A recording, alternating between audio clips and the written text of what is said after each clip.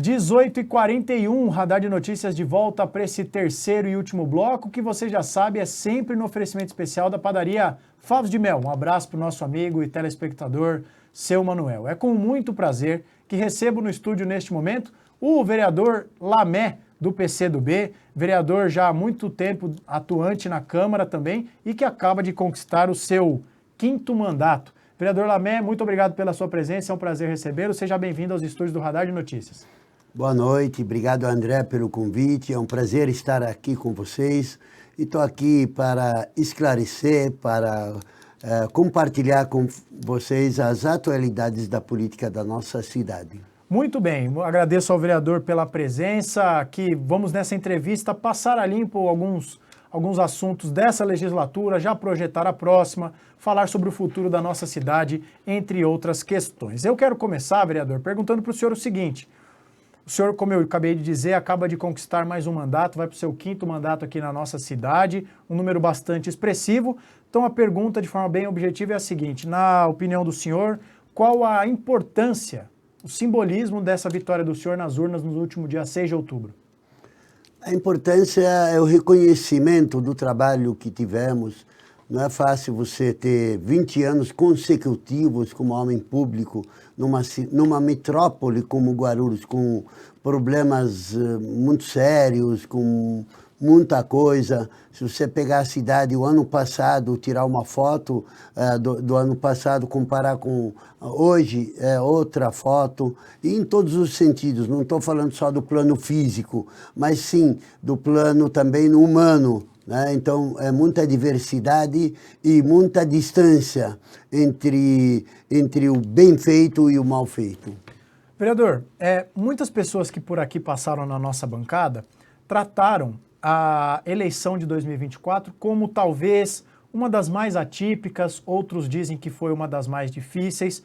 Uma eleição, a primeira no âmbito de Guarulhos, sob a vigência das federações, caiu bastante o número de candidatos em razão das novas regras eleitorais. Então, eu transmito para o senhor essa pergunta. Na sua opinião, o senhor que já muita experiência aqui na política de Guarulhos, essa foi a eleição mais difícil que o senhor já disputou? Foi a eleição mais atípica? Ou se o senhor acha que não foi nem tão difícil nem tão atípica, que adjetivo o senhor daria para o pleito de 24? Foi a eleição mais difícil que eu pessoalmente já disputei. Jânio Quadros, numa das entrevistas, quando estava vivo, o ex-presidente, ex-prefeito de São Paulo, Jânio Quadros, ele praticamente disputou todas as eleições no Brasil, desde vereador até presidente da República. E perguntaram para ele, qual a eleição mais difícil que você disputou quando ele ganhou a Prefeitura de São Paulo? E ele falou, olha, de vereador. Porque o vereador, a pessoa ficou com dor de barriga, ela liga para o vereador. Ela ficou com a luz cortada, ela liga para o vereador. Ficou com um buraco na rua, liga para o vereador. Então, o cidadão, o representante mais direto, mais legítimo, mais acessível do cidadão é o vereador. Por isso, é o cargo mais difícil. E pela questão da mudança da legislação eleitoral, esse ano realmente foi uma eleição totalmente atípica e quem não teve trabalho não conseguiu voto. Só quem teve trabalho conseguiu voto. Quem foi na casa do cidadão, na casa da família, na casa da pessoa, quem sempre esteve atento à reclamação das pessoas, esse sim foi recompensado. E é o nosso caso. Vereador, aproveitando a vasta experiência do senhor e sobre isso que o senhor falou, dessa eleição difícil, de que foi bastante complexa essa eleição, eu pergunto para o senhor o seguinte: ao passo em que o senhor conquistou mais um mandato, o 5º, a Câmara que saiu das urnas deixou de fora nomes consagrados do parlamento guarulhense. O vereador Geraldo Celestino e o vereador Paulo Roberto Sequinato, os decanos da casa. A que o senhor atribui esse tipo de resultado? O senhor enxerga algum recado específico que a população de Guarulhos quis passar? E se sim, que recado teria sido esse? Olha, eu não conheço o trabalho pontual dos vereadores, mas eu enxergo o seguinte: além do fator partidário, né, teve essa questão da falta de presença do parlamentar na casa do cidadão. Guarulhos é uma cidade, embora gigante no tamanho, na população, na riqueza, ainda é uma cidade muito interiorana. Todo mundo conhece todo mundo. E, portanto, o contato físico, o contato pessoal, atendimento, o pronto atendimento é que vem definindo o voto do eleitor. Embora o vereador Geraldo Celestino seja um vereador atuante, um vereador muito bom, o vereador Paulo Roberto, decano da casa, mais de 10 mandatos, portanto, extremamente eficiente, porque ninguém conquista 10 mandatos aleatoriamente. Então, eu acredito que a mudança partidária e a falta, vamos dizer assim, de ampliação do trabalho contribuíram para que eles estejam fora dos quadros da Câmara. O vereador Romildo, ele foi um dos mais votados, teve 8.000 votos e ficou de fora. Também faltou um pouco de habilidade de quem conduziu a composição dos partidos, né? Então, faltou essa habilidade política para a montagem dos quadros partidários para que um vereador com 8.000 votos não ficasse de fora. Sem dúvida nenhuma, e nós falamos longamente ao longo da campanha eleitoral como a disputa dentro do PSD tinha tudo para ser uma disputa de vida ou morte. E como o vereador Lamé muito bem pontuou, um parlamentar com mais de 8.000 votos acabou ficando como suplente. Se o senhor me permite, vereador, uma última questão ainda sobre esse saldo das urnas. 14 novos vereadores, 41% de renovação. Sim. Foi um número que surpreendeu o senhor? Não. Tradicionalmente, o parlamento brasileiro, não só de Guarulhos, todas as câmaras municipais, eles sempre chegam nessa faixa, 40% a 50%. Portanto, não teve nenhuma surpresa para mim. Vamos falar um pouco, vereador, sobre, ainda na eleição, mas vamos agora transmitir o olhar para o Executivo, depois nós voltamos para falar um pouco da atuação do senhor, vamos explorar algumas votações e projetar o que pode vir pela frente. A que o senhor atribui a vitória do Lucas Sanches? Uma disputa que inicialmente ali no primeiro turno se desenhava entre ele e o Jorge Wilson disputando o eleitorado mais à direita, e no segundo turno ele, Lucas, um vereador em primeiro mandato, disputando com o ex-prefeito Eloy Pietá. Lucas vence com mais de 300.000 votos. A que o senhor atribui esse trunfo? Primeiro, a simplicidade do atual vereador e próximo prefeito Lucas Sanches e ao profissionalismo da sua campanha e aos recursos de campanha injetados pelo partido dele, que é o PL. O PL, isso é público e notório, profissionalizaram a campanha desde o primeiro momento, abraçaram o prefeito eleito desde o primeiro momento, embora o ex-presidente Bolsonaro e o governador Tarcísio, que tem uma amplo apoio popular, realmente não conseguiram deter o avanço do Lucas Sanches. Ele acordava cedo, ele rodou todos os bairros da cidade e ele teve recursos para levar suas ideias à população. Portanto, eu acho que uniu o bom mandato como vereador e também o profissionalismo que o partido dele levou a sério. Tanto que contrataram uma agência para fazer o planejamento da campanha dele e levaram ela com muita eficiência, totalmente diferente de todos os outros candidatos, que não foram eficientes nem no planejamento, nem no campo, e nem no campo das ideias. Exatamente, foi uma campanha muito profissional, até o material, o tipo do papel entregue destoava dos demais candidatos. Totalmente. E ele começou a campanha muito antes da campanha oficial, né? Antes da campanha oficial, ele já mudou para o PL. Todo mundo falava, não, o Bolsonaro vai apoiar o fulano, o Tarcísio, inclusive saiu nas mídias, veio aqui pessoalmente dizendo, olha, meu candidato é o deputado xerife, o Jorge Wilson, mas o Lucas foi muito mais eficiente na mensagem e na batalha do dia a dia. Todos os partidos que estiveram com Lucas Sanches tiveram recursos para seus candidatos a vereador. É verdade, é verdade. Vereador, vamos falar um pouco sobre a atuação do senhor, vamos explorar algumas iniciativas legislativas do senhor. Queria que o senhor falasse, eu já vi algumas mensagens da nossa audiência, que obrigado, está aumentando a nossa audiência, então seja muito bem-vindo você que está aqui no nosso programa, que veio acompanhar a entrevista com o vereador Lamé. Se você estiver pelo YouTube, não se esqueça de nos ajudar com o like, que é muito importante para o impulsionamento da entrega da entrevista com o vereador Lamé. Queria que o senhor falasse, para quem eventualmente não sabe do que se trata, do projeto do senhor da Academia 60+. Muitas pessoas falando sobre isso, o senhor que tem uma atuação bastante destacada para a população idosa. Então, eu queria que o senhor explicasse, falasse em quais bases se dá esse projeto, por favor. Olha, meu primeiro mandato começou em 2009. Eu fui eleito em 2008. Em 2009, nós assumimos no parlamento da cidade. E um dos primeiros projetos meu foi a criação da Frente Parlamentar em Defesa da Pessoa Idosa. Hoje, o IBGE, os dados internacionais mostram que as cidades brasileiras, o Brasil, tem a tendência de ficar com mais idade, com pessoas mais envelhecidas, com pessoas que vivam mais, né? Então, e a cidade precisa estar preparada para isso. E aí, eu moro ainda ali no Parque Continental e um professor de educação física me procurou, queria trabalhar comigo. Eu falei, o que você faz? Ele falou, eu faço educação física. Eu falei, olha, vamos fazer uma academia na praça. Ele achou estranho isso. Nós pegamos, convidei os vizinhos, os amigos do bairro e começamos ali na Transguarulhense com uma academia, com meia dúzia de idosos. De manhã, nessa praça, tinha algumas pessoas que usavam drogas, literalmente drogas ali na praça. Faziam coisas obscenas. E aí começamos a ir lá.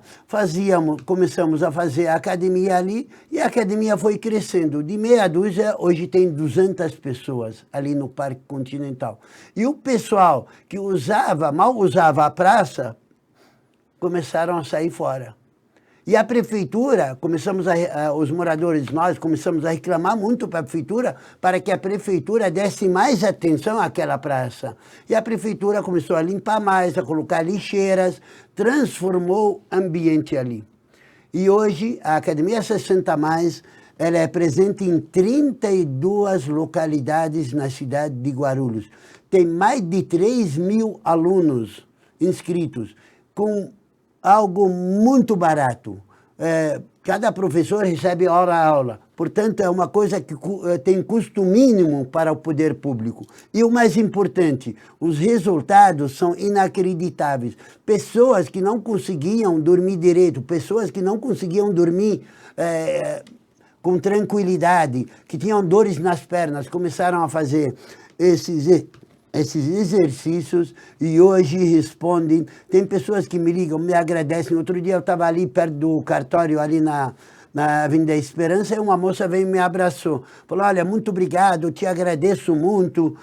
Eu falei, olha, não te conheço. Ela falou, ó, a minha mãe, olha, não saía de casa. E hoje ela está dentro, ali na Casa do Atleta, Parque Casa do Atleta, ali, a travessa da Alameda Iaiá. Esse parque era totalmente abandonado. Hoje esse parque está mais limpo, está mais alegre. A gente vai brigar no próximo mandato para que aquela quadra seja coberta, para que os idosos possam fazer seu exercício com tranquilidade. E o mais importante, quando você coloca o idoso para fazer exercício numa praça pública, num lugar público, você está tirando ele da fila da UBS. É algo inacreditável. Projeto simples, barato, tira as pessoas da doença e traz saúde. Portanto, eu sempre brinco, a Secretaria da Saúde deveria ser chamada da Secretaria de Doença. E a secretaria que eu montei, porque eu que montei a Secretaria dos Direitos Humanos na gestão Guti, a Subsecretaria de Política para Idoso, essa secretaria deveria ser chamada Secretaria da Saúde, porque oferece saúde de fato. É isso aí. Parabéns, vereador, pela iniciativa. Sem dúvida nenhuma, eu que sou um assíduo praticante de exercício físico, posso atestar que quanto mais nós possamos nos exercitar, menor a probabilidade de sermos acometidos. É menos remédio menos remédio e mais ar puro. E é isso que a gente precisa. Sem dúvida. Ainda nesse campo, vereador, queria perguntar ao senhor o seguinte, sobretudo considerando essa experiência que o senhor tem nesse segmento. Se o senhor pudesse dar um conselho para o prefeito Lucas Sanches para a política pública voltada para a pessoa idosa, porque eu acredito que o senhor há de concordar comigo que há muito a se avançar nessa questão na nossa cidade. O que o senhor recomendaria ao prefeito que ele fizesse? Primeiro, seriedade nesse assunto. Tem que ter muita seriedade, não pode ter politicagem nisso. A primeira coisa, nossa cidade deve ter, nos anos 50 aí, mais de 30% da população idosa. A cidade está preparada para isso? Não. Então, como é que a gente prepara? Projetos baratos, como a Academia 60+, núcleo de convivência do idoso, que a gente tinha nessa gestão, venceu o contrato e agora nessa gestão não renovaram, estão deixando para o próximo prefeito decidir. Outra coisa, nós temos o Hospital da Criança na nossa cidade. Nós temos o HMU, nós temos o Hospital Pimentas, bem ou mal funcionam. Nós temos o Hospital Geral, que é do Estado, mas aqui, o Hospital Padre Bento. Criança, quando fica doente, a gente leva aonde? Hospital da Criança. Sim. O pediatra está lá. E idoso, a gente leva aonde? No HMU? Pois é. Outro dia, eu estive lá, inclusive a vereadora Janete estava comigo no HMU, e tinha uma idosa lá, eu suponho que tinha mais de 80 anos, na cadeira de roda, no meio de jovens, de adultos, de pessoas que sofreram acidentes e tal. E aquela mulher aguardando no meio de dezenas de pacientes, isso não é bom para o idoso. Eu tenho certeza, o idoso, o corpo de idoso, ele é muito mais frágil quando você leva ele para um hospital que não oferece atendimento rápido e especializado. Por isso, eu acho que o próximo prefeito, eu dou um conselho para ele, se ele quiser se destacar, inclusive para o futuro dele, porque ele vai virar idoso também. Né? Eu já passei dos 60, mas ele também vai passar. Projeto do Hospital Geriátrico em Guarulhos. Mais barato para a cidade e mais fácil para o idoso. Aliás, um projeto do senhor sobre o Hospital Geriátrico, salvo engano, já está aguardando desde 2022, foi deliberado e não avançou. Então isso precisa ser levado adiante. Perfeito. Olha, eu estou surpreso que vocês vasculharam aí meus projetos, mas realmente eu tinha até esquecido disso, mas realmente nós apresentamos esse projeto, essa ideia, está na Câmara pedindo para que a Prefeitura crie o Hospital Geriátrico. Por todos nós, inclusive você que está nos assistindo. É isso aí, a gente faz a lição de casa, vereador, até em sinal de respeito ao convidado, para entrevistar a gente está sempre preparado, é uma forma de mostrar ao nosso convidado que nós temos respeito, estamos sempre antenados com a atuação dos parlamentares. 18h59, um rápido recado, você que nos acompanha pela TV Guarulhos, venha para as redes sociais, YouTube, Facebook ou Instagram, para darmos sequência aqui, acompanhar na íntegra a entrevista com o vereador Lamé, ainda temos algumas questões a tratar com o vereador. Vereador Lamé, se o senhor me permite, vamos falar agora sobre duas votações que, claro, há pessoas que concordam, há pessoas que discordam. O nosso papel, o meu papel aqui, na verdade, é dar oportunidade para que o senhor exponha argumentos pelos quais votou a favor ou contra determinado projeto. Sim. E eu quero começar falando da taxa do lixo, porque nós já recebemos aqui o vereador Romildo, líder do governo, o vereador Geraldo Celestino, vice-líder do governo, outros aliados do prefeito Guti, como o presidente Ticiano, que admitem que a taxa do lixo talvez tenha sido um dos ou o maior erro da gestão do prefeito Guti. E à época dessa votação, o senhor deu um voto favorável. Sim. Por quê? Se arrepende? Me arrependo, por quê? Porque a taxa do lixo, nós fomos, na verdade, induzidos a votar nessa taxa, porque o prefeito dizia que era uma determinação maior do governo federal, que precisamos, por uma questão ambiental e todas essas coisas. Fomos induzidos, a gente fazia parte do governo, o governo deu diversas explicações, mas o próprio prefeito voltou atrás e realmente... mas antes dele voltar atrás, nós subimos na tribuna e deixamos bem claro que isso foi um grave erro e que não poderia ter acontecido. E a tempo, por pressão inclusive dos vereadores, o prefeito teve que voltar atrás. Pressão dos vereadores, pressionados evidentemente pela população. E o senhor concorda com quem diz que foi o pior erro da gestão do Guti ou o senhor apontaria um outro? É um dos erros da gestão Guti. Não vou entrar em detalhes, mas eu acho que é um dos erros. E no tocante à questão da privatização da Sabesp, vereador? Por que Essa eu acho que foi o maior acerto que o prefeito praticou. Nós temos que dar a César o que é de César, criticar quando é necessário e elogiar quando é necessário.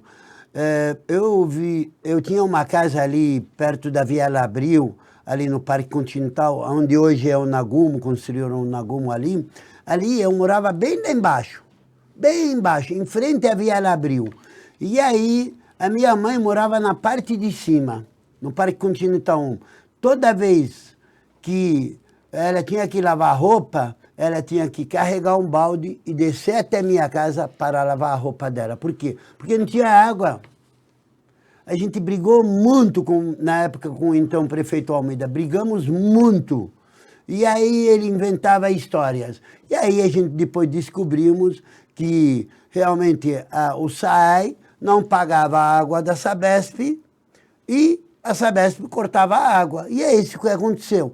Então, quando o então governador Márcio França sugeriu ao prefeito, o prefeito pediu para que a água voltasse às torneiras em Guarulhos, a sugestão foi: vamos entregar o SAAI a Sabesp. E com isso matou uma dívida milionária e a água voltou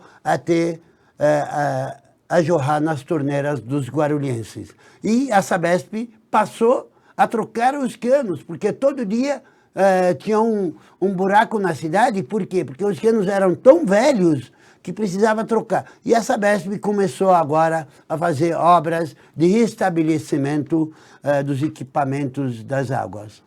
Muito bem, agradeço o senhor pela franqueza na exposição dos argumentos, porque o senhor deve imaginar que eu inclusive recebo mensagens de telespectadores que falam: olha, a gente precisa saber porque os vereadores votaram a favor de determinada coisa. Sim. E o senhor expôs aqui de forma muito clara por que votou sim a favor desse projeto. Mas sim, tem gente que eu pergunto a alguns parlamentares e que acabam embora, que fique bem claro, embora eu sou contra privatizações do tipo Sabesp, porque são serviços essenciais e a água é vida. Então eu acho que o responsável sempre tem que ser o poder público. Mas no caso do SAAI em Guarulhos, demasiadamente a empresa SAAI foi utilizada politicamente, foi um trampolim político na mão dos prefeitos. E isso era inaceitável. Por isso foi um acerto o SAAI ir para uma empresa, uma das maiores do planeta, que é a Sabesp. Vereador, caminhando aqui para a parte final da nossa entrevista, queria até ainda nessa questão de dar oportunidade para o senhor se manifestar sobre algumas questões. No início do mês de novembro, houve uma reviravolta, a reviravolta da reviravolta da reviravolta do caso do Casarão Saraceni, do destombamento do local. Basicamente, a última decisão do Tribunal de Justiça derrubou uma decisão anterior que havia acabado com a condenação de mais de 40 réus. Sim. O atual prefeito Guti, o então prefeito Sebastião Almeida, alguns vereadores e um deles é o senhor. E uma das consequências para, no caso específico do senhor, a determinação do Tribunal de Justiça é a perda dos direitos políticos por 3 anos, o que poderia, em tese, afetar o futuro político do senhor. Na segunda-feira, o Rabi esteve aqui conosco e falou que o caminho mais provável é que para que o senhor possa ser diplomado e passe a exercer o 5º mandato, seria uma liminar, para que não houvesse dano à carreira política do senhor. Então, eu dou oportunidade para o senhor se manifestar sobre muitos aspectos. Se arrepende do voto a favor do destombamento? Segundo, o senhor tem algum tipo de preocupação em relação a poder assumir ou não o seu próximo mandato? E qual será a estratégia jurídica para que não seja afetado? Olha, estou muito tranquilo, sossegado, porque quem não deve, não teme. Portanto, Na época, foi no meu primeiro mandato, foi em 2010, nós fomos até a casa, era uma casa ilhada no meio de um estacionamento, na verdade era um terrenão ainda e tal, e a casa estava cheia de sujeira, ratos, praticamente caindo aos pedaços. Ela ia cair sozinha de qualquer maneira. E a gente viu que ali não tinha nada. E nós acompanhamos as comissões técnicas que emitiram pareceres. Portanto, o nosso voto, pessoalmente, eu votei favorável, dando continuidade aos processos, aos relatórios que as comissões técnicas da Câmara nos deu, aos pareceres técnicos. Eu acompanhei os pareceres técnicos, não divergi em forma alguma. Outra coisa, o parlamentar, ele tem 4 formas de votar. Primeira é se ausentar da sessão. Eu nunca me ausentei. A segunda, votar sim. Votar não ou se abster. Eu votei sim. Agora, se o parlamentar for ser julgado por qual voto que ele proferiu, eu acho que aí está ferindo mortalmente a democracia. Então, o vereador não deve votar mais, já que fica ausente da sessão. Nós votamos por causa disso. E eu não me arrependo, porque ali foi em defesa do shopping na época, que gerou milhares de empregos, né? E inclusive hoje é administrado por um consórcio internacional, por uma empresa internacional, trouxe recursos externos para a nossa cidade. Portanto, eu não me arrependo de jeito nenhum. Esse caso está sendo muito politizado. Como você disse, nós ganhamos na primeira instância, não tem cabimento você questionar o voto do parlamentar. Não tem cabimento, você vota ou sim ou não, ou se abstém, ou falta a sessão. Agora, por causa disso, você tem que ser julgado, isso é inaceitável. Se tem que julgar alguém, é a empresa, é quem fez os laudos técnicos, é isso. Agora, o parlamentar, eu não vejo nenhuma razão, e como a própria justiça já nos absorveu na primeira, na segunda,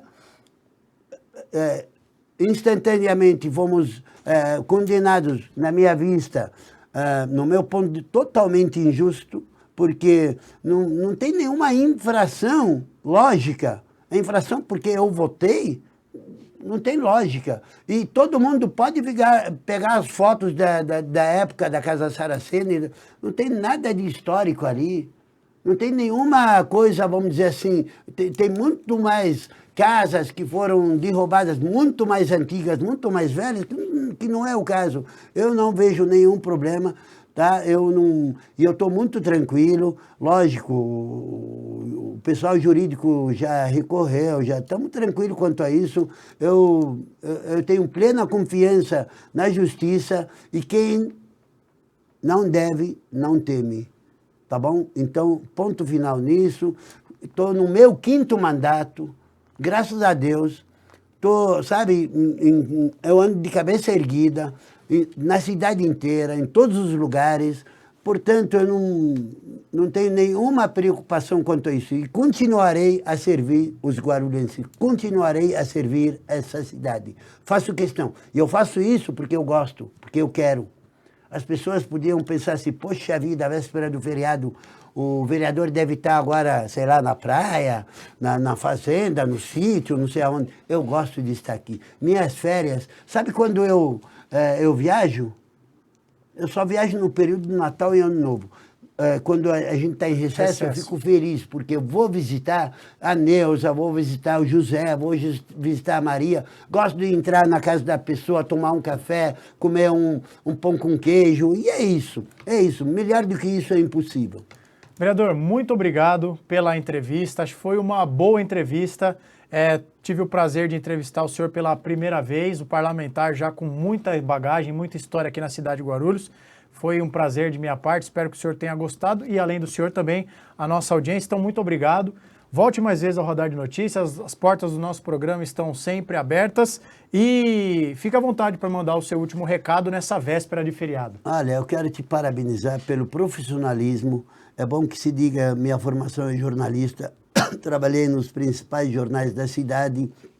Aqui, o jornal Guarulhos Hoje foi eu que fundei, ainda quando eu era funcionário público da Assembleia Legislativa. Portanto, eu fico à vontade de dizer, aqui no país, você estava falando no primeiro bloco sobre o atentado lá em Brasília, a violência que está acontecendo. Eu não tenho dúvida, é fruto de fake news, é fruto de falso jornalismo.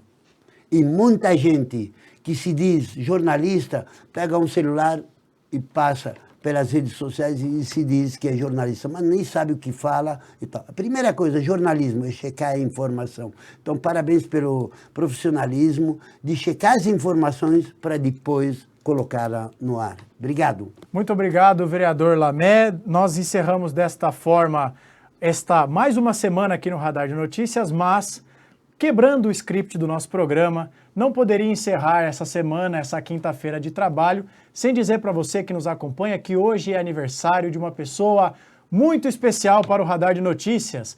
O nosso querido e popular Rafa Mil Dedos, para alguns Rafa Sem Dedos, Rafa Sem Teto, como diz o nosso amigo Rabi Kalil, está completando mais um aninho de vida. Vou preservar a idade do nosso companheiro Rafa, até porque ele já está ali todo risonho, um pouco tímido com a surpresa que estou fazendo. Mas é claro que o Radar de Notícias não poderia encerrar essa edição sem deixar muito claro, o Rafa não aparece nas câmeras, mas este programa só está de pé porque o Rafa é um profissional muito competente, gabaritado, da melhor qualidade, que topa todas as nossas ideias e é o homem por trás da mágica que coloca o Radar de Notícias de pé. Então, um profissional da melhor categoria que está aqui diariamente conosco na trincheira, ajudando a levar para você informação de qualidade. Então, em nome de toda a equipe do Radar de Notícias, um feliz aniversário para o palmeirense Rafa Mil Dedos, o homem da mágica, da tecnologia. Rafa,